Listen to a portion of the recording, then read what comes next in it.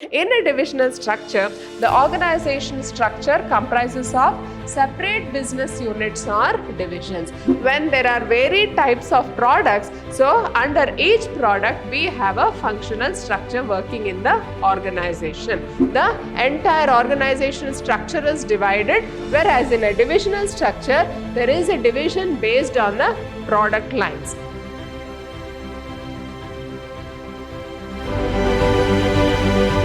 Hello everyone, I am Purnima, faculty in the Department of Commerce, Vidhyaashram Pre-University College, Temple of Excellence.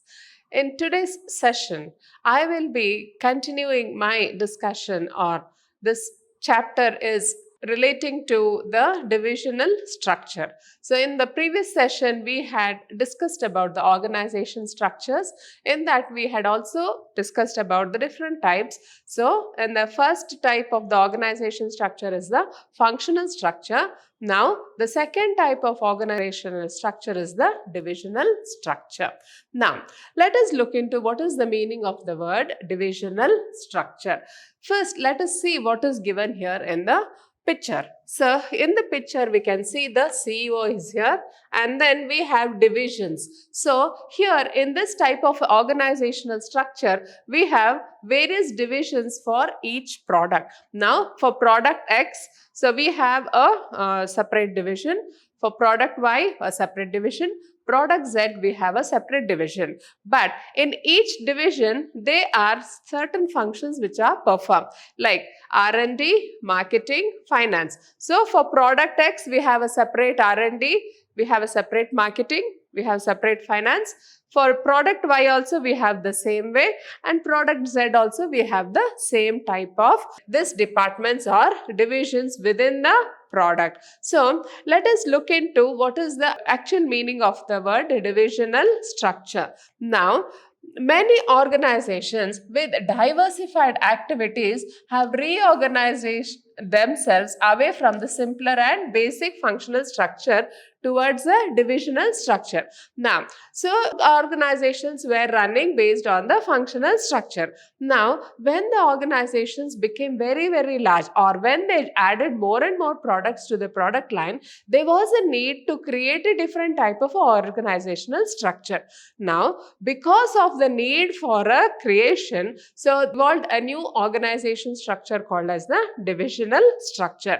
So, in this divisional structure, it is more suited to their activities. So, this type of a divisional structure will be more suited for organizational activities. Now, in a divisional structure, the organization structure comprises of separate business units or divisions. So, in a divisional structure, we have separate units for each of the products. So, product X, product Y, product Z. So, we have separate divisions, and for each division, we will have a separate department for carrying out the division's functions. Now, in this, let us look into what is the next feature or what this divisional structure has to offer us. So, each unit has a divisional manager. So, each unit will have one divisional manager, and he is responsible for performance and who has authority over the unit. So, suppose it is the manager of product X.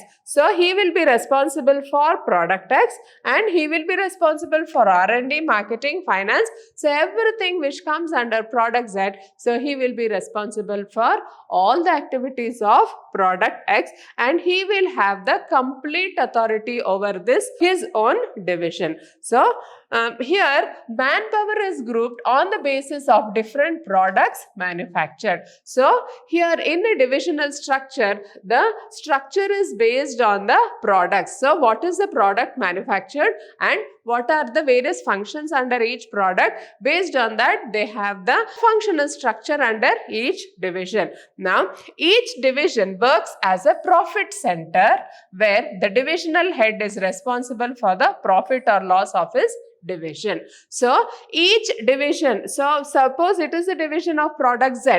So, the product Z head will be responsible for the success of that product. Now, if that product makes profit, so he will be responsible responsible for the profit. If it is a loss, he will be responsible for the loss of the product. So whole and sole, the manager of this division, so he will be responsible for all the activities of that division. He will be also responsible for the profit or loss of that product or division. So in this way, we can see that divisional manager is responsible for the performance of that particular product line, and he is a whole and soul of the particular division. Then next, if you can see the chart here, we can see the managing director of the organization in the topmost level, and we have various sections here. So this business organization has a cosmetics section, then we have the garment section, then the footwear section,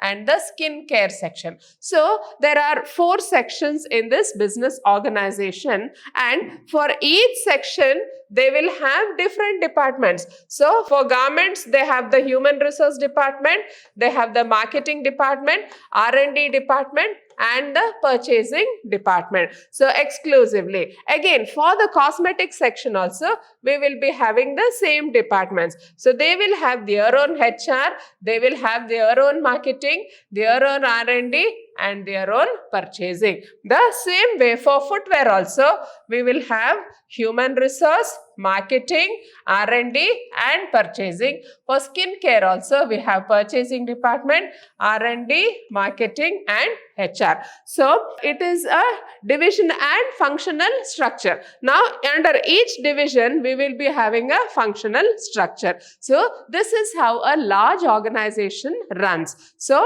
when there are varied types of products, so under each product, we have a functional structure working in the organization.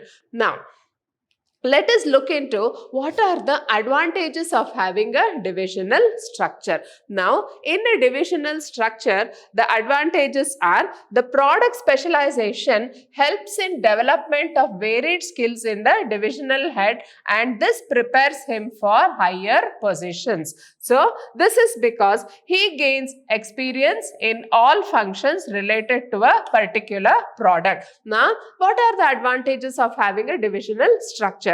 Now, here this is a structure based on product specialization. So for each product, you are having a functional structure. So when this happens, the divisional head will be well versed in each aspect of the product for each function of the product. So whether it is HR, whether it is marketing, whether it is R&D or purchases, so all the functions he will be well versed. So in this way, what happens is the divisional head of that particular product, so he will be well versed in that product, and this will help him prepare for his higher positions in the organization. So this is one of the biggest advantage of having a divisional structure. So we can see here the divisional manager is here, and he has various departments working under him. This may be the marketing department, and this may be the R&D. So all of them will report to him related to that particular product. So in this way, he will be gaining knowledge about all the functions related to his product, and which will in turn enable him to occupy higher positions in the organization. The next advantage of having a divisional structure is as revenues and costs relating to different departments can be easily identified and assigned to them. So whatever is the resource allocation for each product and what is the revenue generated, it can be easily measured, and what is the performance of the product. So all this can be easily measured, and we can also fix the responsibility for the divisional head. Now, the next advantage of the divisional structure is it promotes flexibility and initiative, because each division functions as autonomous unit, which leads to faster decision making. Now, when you have a divisional structure in the organization, it will lead to flexibility and initiative, because each division functions as an autonomous unit. So, suppose there is a division for skincare products. Now, this skincare unit will be operating as a separate division, and this separate division will be working as a separate business organization organization, and it will have its own types of functional structure which will be helping in that product. So in this way there will be faster decision making, because the division head is responsible for the success of that product, and which is easily measurable in terms of performance, and we can also fix the responsibility of that product for that particular divisional head.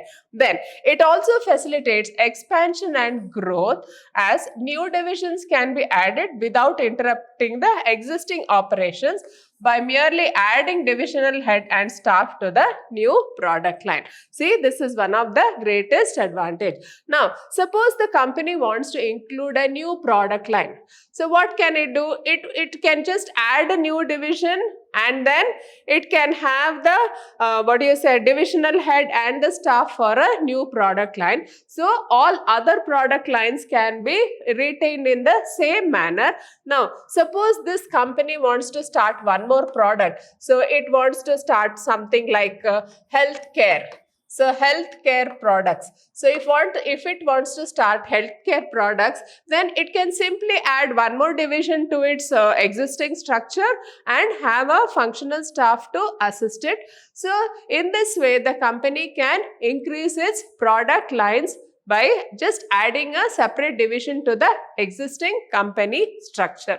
So these are the various advantages of having a divisional structure. Now, going to the disadvantages. What are the various disadvantages this structure has to offer us? So in this, the conflict may arise among different divisions with reference to allocation of funds, and further, a particular division may seek to maximize its profits at the cost of other divisions. Now, whenever we have so many divisions, so as I explained earlier, we have the cosmetics, garments, footwear and skincare. So there are so many divisions. Now, that company has to allocate the funds to these various divisions of the organization. So there may be conflicts among the different divisions in the organization with reference to allocation of funds. So they may want more funds for that particular division, and because of this there may be a conflict among the divisional heads.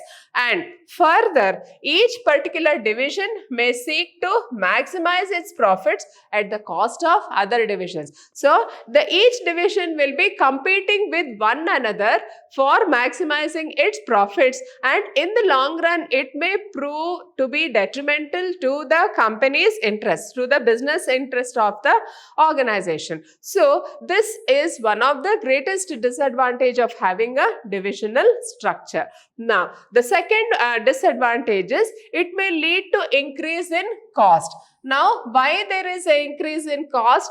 Here, because there may be duplication of activities across the products. So, providing each division with a separate set of similar function increases the expenditure. Yes, so this is one of the greatest disadvantage of the divisional structure. What is this?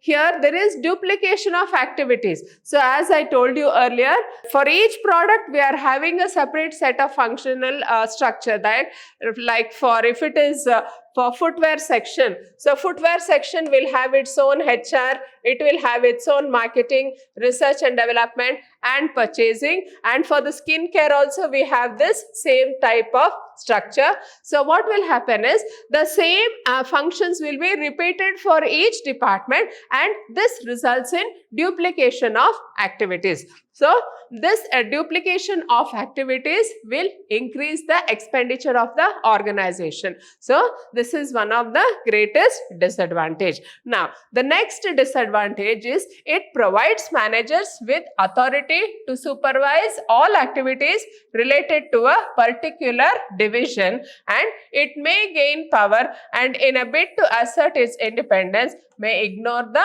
organizational interest. Now, what will happen is when each divisional head is given the maximum authority over his division, so he will have the authority to supervise all the activities of that particular division, and it may gain power, and because of that, because of the performance, if the product is very good in performance and if it is giving very good results, then the divisional head of that particular division, so he may try to assert his independence by ignoring the organizational interest. So organizational interest may be ignored altogether. So this is one of the disadvantage of the divisional structure. Now, what kind of an organization will need a divisional structure? So here, the divisional structure is suitable for those business enterprises where a large variety of products are manufactured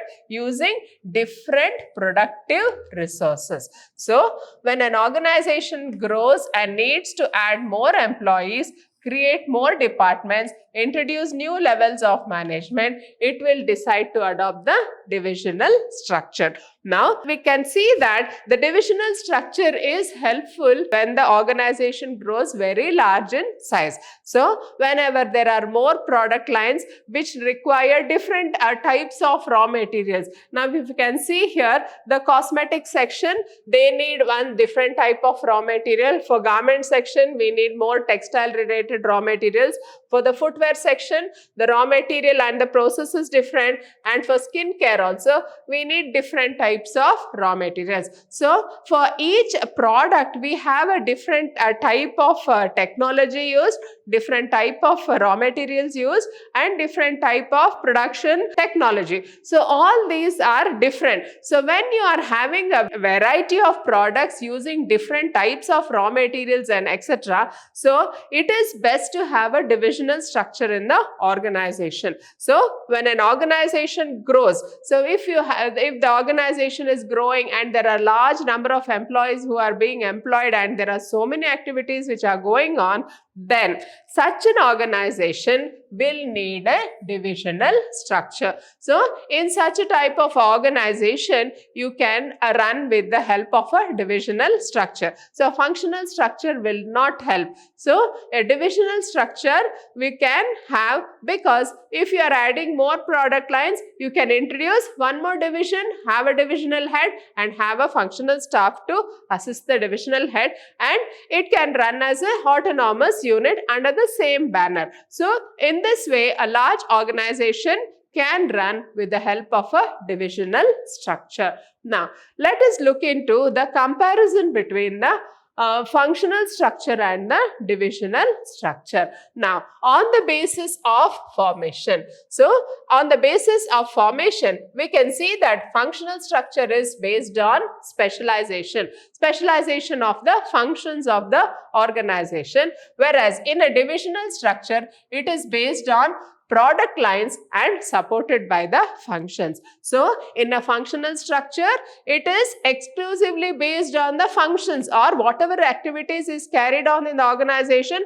Based on those activities, the entire organizational structure is divided, whereas in a divisional structure, there is a division based on the product lines. Then next basis of comparison is specialization. Here there is importance given for the functions performed in each department. So there is functional specialization, whereas in a divisional structure it is product specialization. So based on the product, you have different functions related to the product. Then next one is the responsibility. In a functional structure, we cannot fix the responsibility on a department. Suppose if it is a functional department relating to R&D. So R&D will be catering to all the product lines. Then marketing, then accounts department. So they will be looking after the all the products related R&D. So we cannot fix the responsibility on each department as such or on any